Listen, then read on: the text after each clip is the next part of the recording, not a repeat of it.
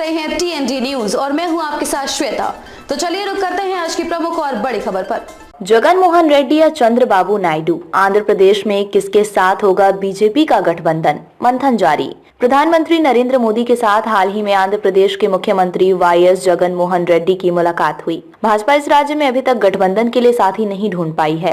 राज्य के सत्तारूढ़ वाईएसआर कांग्रेस पार्टी वाईएसआरसीपी दोस्ती के लिए इच्छुक है। वहीं मुख्य विपक्ष तेलुगु देशम पार्टी टीडीपी को भी उम्मीद है कि उसका एनडीए में दोबारा स्वागत किया जाएगा। जगन मोहन रेड्डी ने नए संसद भवन में प्रधानमंत्री नरेंद्र मोदी से मुलाकात से पहले उन्होंने केंद्रीय गृह मंत्री अमित शाह और भाजपा के राष्ट्रीय अध्यक्ष जेपी नड्डा से चर्चा की थी। रेड्डी की भाजपा नेताओं से मुलाकात पर चंद्रबाबू नायडू की करीबी नजर जरूर बनी होगी। वो बीते कुछ दिनों से राष्ट्रीय राजधानी दिल्ली में डेरा जमाए हुए हैं। इससे पहले उन्होंने अमित शाह से मुलाकात की थी। सूत्रों संकेत दिया था कि भाजपा ने आंध्र प्रदेश में एक साथ होने वाले विधानसभा और लोकसभा चुनाव के लिए टीडीपी और उसकी सहयोगी जनसेना पार्टी जेएसपी के साथ एक समझौता किया है। हालांकि अब जगमोहन रेड्डी की मुलाकात ने अटकलों को जन्म दे दिया है। आपको बता दें कि वाईएसआरसीपी ने लगभग हर महत्वपूर्ण अवसर पर केंद्र में भाजपा को संसद में समर्थन दिया है। माना जाता है कि वाईएसआरसीपी को राज्य में अल्पसंख्यकों का समर्थन प्राप्त है, इसलिए वो इस बात से सावधान है कि गठबंधन राज्य और राष्ट्रीय चुनाव में उसकी संभावनाओं को प्रभावित कर सकता है। जगन ने इस सप्ताह की शुरुआत में कहा था कि वो चाहते हैं कि अगले लोकसभा चुनाव में कोई भी पार्टी पूर्ण बहुमत के साथ सत्ता में न आए। सूत्रों का कहना है कि उनकी बात बीजेपी को अच्छी नहीं लगी। माना जाता है कि पिछले सितंबर में G20 शिखर सम्मेलन के बीच कथित कौशल विकास निगम घोटाले में चंद्रबाबू नायडू की गिरफ्तारी भी बीजेपी को पसंद नहीं आई। वाईएसआरसीपी भाजपा के साथ आने को इच्छुक हैं। उसके नेताओं ने कहा कि पार्टी भाजपा के खिलाफ हमला नहीं करेगी, भले ही वो अंततः टीडीपी जेएसपी के साथ गठबंधन कर लें।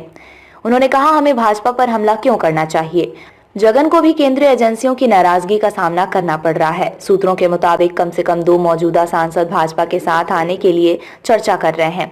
2 सांसदों ने हाल ही में पार्टी छोड़ दी है। उनमें रघुराम कृष्ण राजू नरसापुरम और लाओ श्री कृष्ण देवरायलू नरसारावपेट शामिल हैं।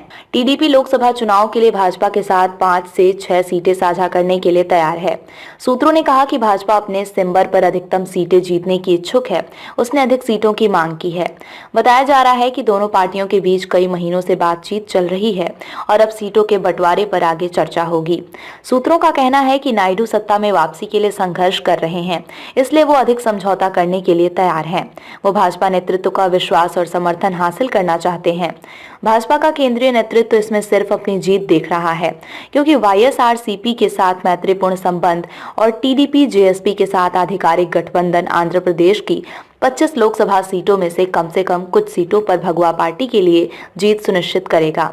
2019 के लोकसभा चुनाव में वाईएसआरसीपी ने 22 सीटें और टीडीपी ने 3 सीटें जीती थीं। खबरों में अब तक के लिए बस इतना ही।